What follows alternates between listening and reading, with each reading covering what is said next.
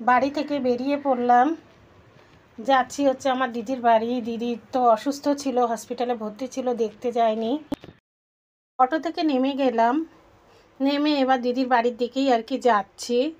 Auto থেকে আমি চলার সময় ভিডিও করতে পারিনি বন্ধুরা, নেমেই আবার আমি ভিডিও করছি। তো রাস্তা এখন তো পয়লা বৈশাখে সব দোকান পাশার অনেকই তো বসেছে, জামা কাপড়ের, একটু ফলের দোকান একটু দেখালাম তোমাদেরকে তুলে। তরমুজ, এই গরমকালে তো প্রচুরই তরমুজ উঠেছে, একটু একটু করে শেয়ার করলাম। দিদির বাড়ি চলে এসেছে। দিদি অসুস্থ ছিল, এই দিদিকেই দেখতে গেছিলাম। তো আরেকটা দিদি ও আগে এসে দেখে গেছে বলে ও আর আসেনি, আমি আর আমার বদ্দি এসেছি। তো আমি ঢুকেছি, তারপরেই আমার বদ্দি চলে এসেছে।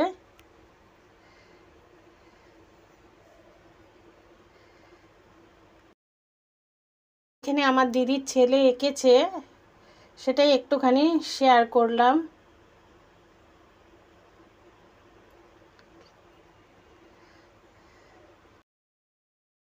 পাশেরটা হলো দিদির শ্বশুর মশাই, আর ওরা রাম ঠাকুরের দীক্ষিত, রাম ঠাকুর আছে। আর একদম কোণে রয়েছে হচ্ছে শাশুড়ি। মায়ের ছবিও তোমাদেরকে দেখিয়ে দিলাম। জয় মা, সবাইকে মঙ্গল করো। এখন আমরা সবাই একটু বসে গল্প করছি দিদির সাথে। এখন তো যেতে পারে না, এখন একদম যেতে এই করে আলোটা অনেক কম, এই আলমারে এখান থেকে আলোটা যে গল্প হচ্ছে।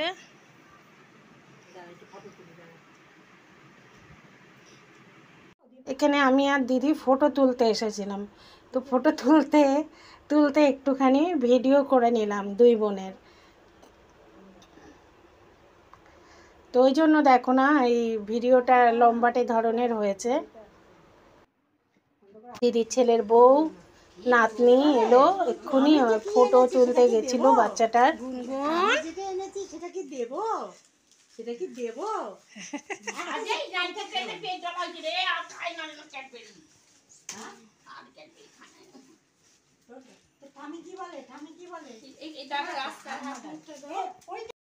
এবার ছেলের ঘরে ঢুকলাম। তো আমার দিদির ছেলের ভীষণ গণেশ ভক্ত, আর প্রচুর গণেশের কালেকশন আছে, প্রচুর প্রচুর নানা রকমের গণেশ। তো যতটা পারলাম একটুখানি শেয়ার করলাম। প্রচণ্ড গণেশ ভালোবাসে, যেখানেই যায় না কেন ওর জন্য গণেশ এনে ওকে গিফট করে। ও নিজেই বলে আমাকে গণেশ দিও। গুনগুন এত টেডি পেয়েছে, রাখার জায়গা নেই, সব আলমারির মাথায় সাজিয়ে রেখেছে। অনেক গল্প হলো, খাওয়া দাওয়া হলো। খাওয়া দাওয়াটা অত শেয়ার করিনি বন্ধুরা। এখন আমরা আর কি বেরোবো। তো আর এত গরম পড়েছে, বাপরে বাপ, প্রচণ্ড গরম পড়েছে। মানে গরমে অবস্থা খারাপ হয়ে যাচ্ছে। এই গুনগুন আবার এসছে, গুনগুনকে নিয়ে একটুখানি ভিডিও করলাম। ও আসতেই চায় না, খুব কম আসে। এখন বাড়ি অনেক কাটালাম, গল্প করলাম। আমি এতে এসছি, অটোতে না, ওর জন্মদিনে আসিনি, অন্নপ্রাশনে এসছি। এখন অটোতে উঠে পড়েছি, তো এখন বাড়ির দিকে যাচ্ছি।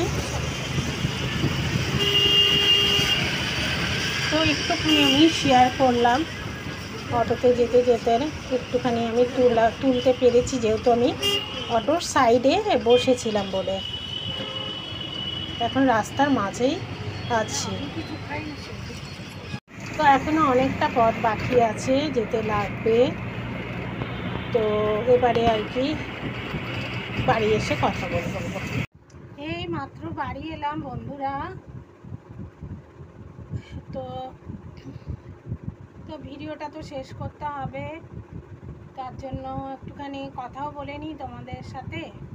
তো ভালোই কাটলো, দিদিকে দেখেও এলাম। অনেক দিন ধরেই ভেবেছিলাম যে যাব বলে, যাওয়াই হচ্ছিল না। আমি আর আমার বদ্দি গেলাম। ওই দিদি আগে গিয়ে দেখে এসছে, ওই জন্য আরেকটা দিদি যায়নি, আমি আর বদ্দি গেছিলাম, দেখে এলাম। তো একটু গল্প টল্প করলাম, খাওয়া দাওয়া করলাম। তো করে এই মাত্র বাড়িতে ঢুকলাম। তো এখন রাত্রির প্রায় বাজে হচ্ছে 9:30 হবে, 9:30টার কাছেই হবে। তো বন্ধুরা, তো তোমরা সবাই ভালো থেকো, সুস্থ থেকো। আজকের মতো আমি বিদায় নিচ্ছি, টাটা।